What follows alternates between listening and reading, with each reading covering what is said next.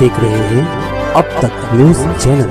ज्योत से ज्योत जगाते चलो, प्रेम की गंगा बहाते चलो, राह में आए जो दीन दुखी, सबको गले से लगाते चलो।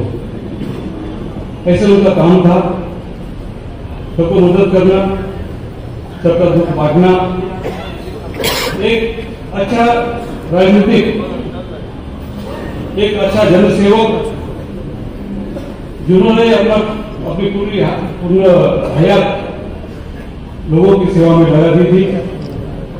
और ये करते करते उन्होंने अपने तबियत का भी ख्याल नहीं रखा। उनकी ये जाने की उम्र नहीं थी, लेकिन भगवान को मंजूर नहीं था कि वो इतनी जल्दी से जाए। मेरे को याद है कि रशीद भाई जिन्होंने मालेगांव शहर के लिए जो काम किया है वो एक अलग तरीके से काम किया है। इसके पहले स्वर्गीय शबीर अहमद साहब ने, पूर्वांचल साहब ने, मियां अहमद साहब ने, वेंकटा हेगड़े साहब ने, डॉक्टर बैडर साहब ने, इन्होंने अपने अपने तरीके से अपने कालखंड में मालेगांव शहर के लिए काम किया। लेकिन रशीद साहब का कालखंड में जो काम का था वो अलग था, उनकी काम की स्टाइल भी अलग थी। और इस कालखंड में उन्होंने हिंदू मुस्लिम एकता को प्राधान्य दिया, सभी समाज को उन्होंने जोड़ने की कोशिश की और वो आज तक उन्होंने कायम की। उन्होंने दिए वो जो शिकवन है, जो अपने को जो एहसास उन्होंने दिया है, वो हमेशा बरकरार रहने की जिम्मेदारी अभी युवा नेता आसिफ भाई के ऊपर है। रशीद साहब के दिमाग की तारीफ करनी चाहिए। उनका दिमाग एक कंप्यूटर दिमाग था, तो वो कभी भी मोबाइल नंबर कभी सेव नहीं करते थे। मोबाइल नंबर देख के बता सकते थे कि किसका फोन आ रहा है। एक शार्प पॉलिटिशियन थे वो, ऐसे पॉलिटिशियन कभी होगा नहीं। आज मालेगांव शहर में अपने सुपुत्र खोया है। आज मालेगांव शहर के सभी जनता के दुख में महाराष्ट्र प्रदेश कांग्रेस कमेटी के अध्यक्ष नाना साहेब पटोले, माजी महसूल मंत्री आमदार बादशाह थोरात जी और Indian medical association Malegaon, Maratha विद्यापत्र समाज नासिक और हमारे मालेगांव तालुका कांग्रेस कमेटी और सेवाई परिवार से मैं उनको भावपूर्ण श्रद्धांजलि अर्पण करता हूँ। परमेश्वर उनको सही स्थान पे, सही जगह और सही सलामत रखे, ऐसी दुआ करता हूँ। पूरा परिवार, सभी कार्यकर्ता एक बड़े सदमे से गुजर रहे हैं। शेख रशीद साहब आज हमारे बीच में नहीं रहे, लेकिन उनके कार्यों का आदर्श उन्होंने पूरे अपने राजनीतिक जीवन में किया हुआ प्रयास और इस मालेगांव के लिए, आवाम के लिए जो काम किए वो पूरा मालेगांव की आवाम कभी नहीं भूल सकती। मालेगांव के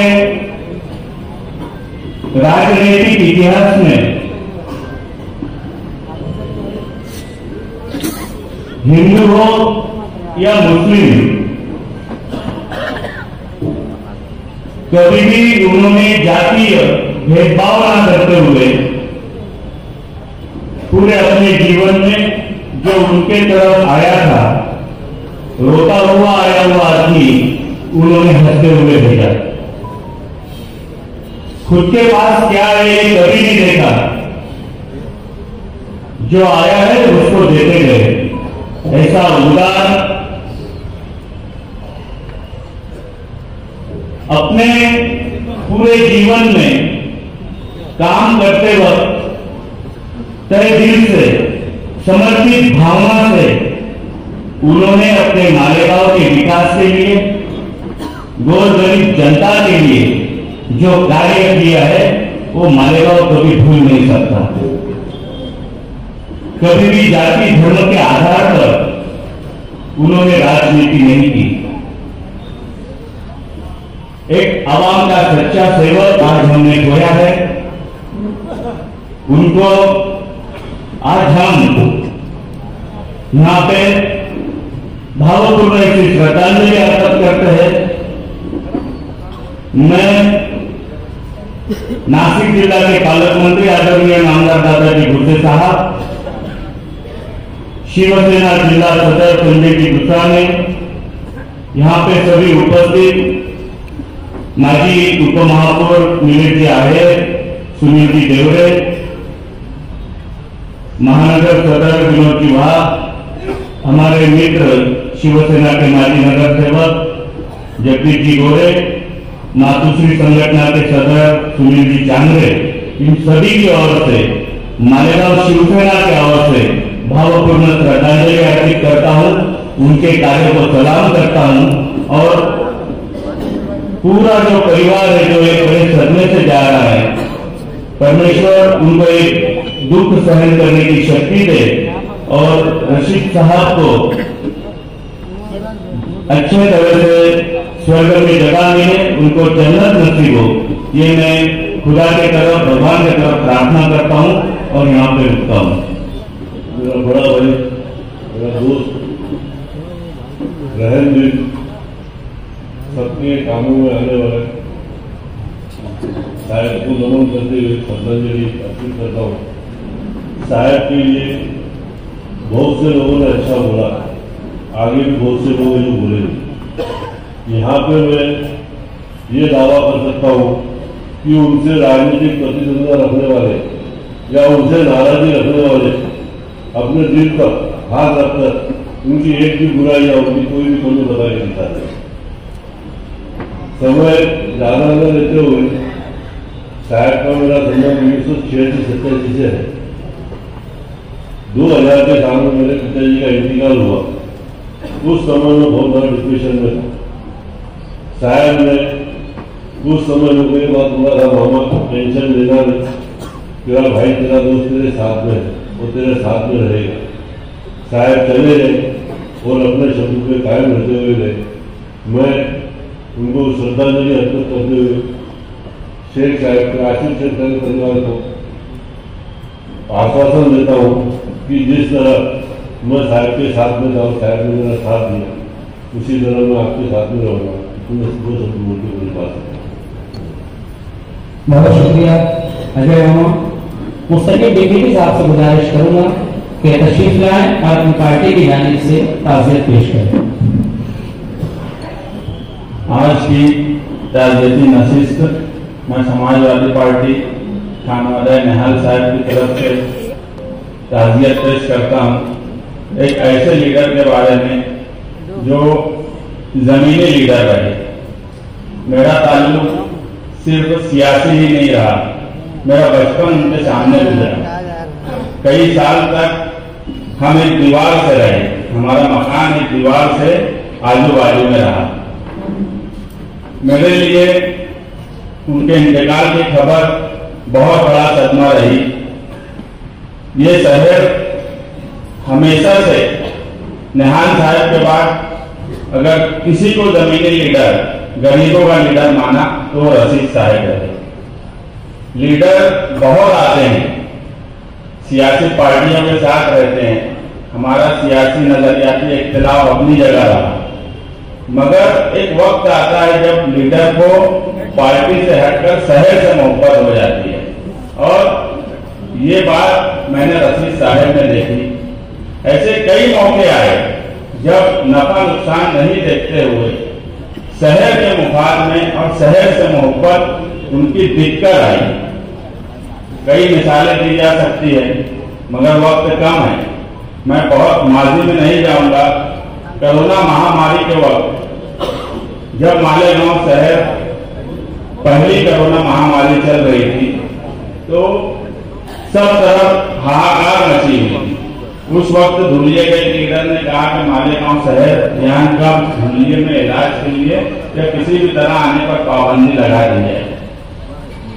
मैं ये बात देखा जब वो लीडर रेस्ट हाउस में आया, पूरा शहर देखा, उस वक्त उन्होंने पार्टी से हटकर नफा नुकसान नहीं देखते हुए उनके सामने ये कहा कि तुमने मेरे शहर के खिलाफ बोला, इसलिए मैं तुम्हारे साथ इस मीटिंग में नहीं बैठूंगा।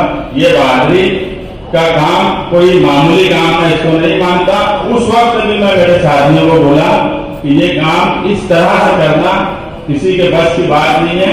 ये बहुत बड़ी बात है। जब मालेगांव शहर को अव्वलियत दी गई, मालेगांव शहरियान को अव्वलियत दी गई, पार्टी नहीं सोचा गया। मालेगांव शहर में हमारे जैसे सियासी समाजी काम काज करने जो हम सीख रहे हैं, उनके लिए एक सरपरस्त चले गए। कई मौके ऐसे आते हैं, भले हम साथ में ना हो, मगर सियासी काम काज हो या समाजी काम काज हो, उनको देखकर हम सीखते थे, भले ही मुखालिफ में क्यों ना सीखते हो।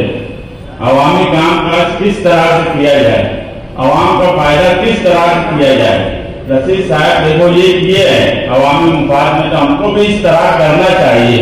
हमारे लिए मैं ये मानता हूँ कि सारे सियासी लोगों के लिए इस शहर में निहाल साहब के बाद अगर कोई सरपरस्त थे तो रशीद साहब थे। अब फिलहाल तो मुझे मालेगांव शहर में सियासी लीडर में शहर की सरपरस्ती करता हुआ कोई नहीं दिख रहा है। अल्लाह उनका नमूल बदल अता करे और उनको जन्नतुल फिरदौस में आला से आला मुकाम दे, आमीन।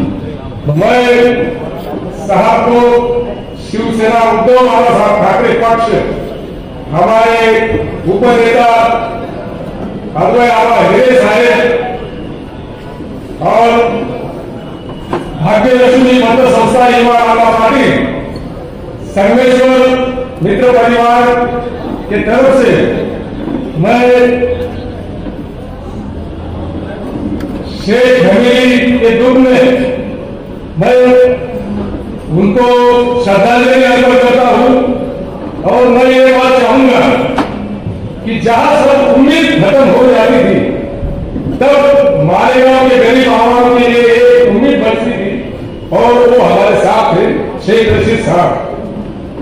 और मैं ये मानता कि उम्मीद आज उनके परिवार के जो मतलब आगे उनकी जो सियासत चलाने वाले आसिफ साहब और हिंदू मुस्लिम एकता को जोड़ के चलने वाले जो साहब के ख्याल थे, उस रास्ते में आसिफ साहब चलेंगे और मालेगांव शहर में अमन शांति के लिए जो काम शेख रशीद साहब करते थे, अभी मुस्तकीम डिग्री की सार्थक है कि वो शहर को प्रेम करते थे।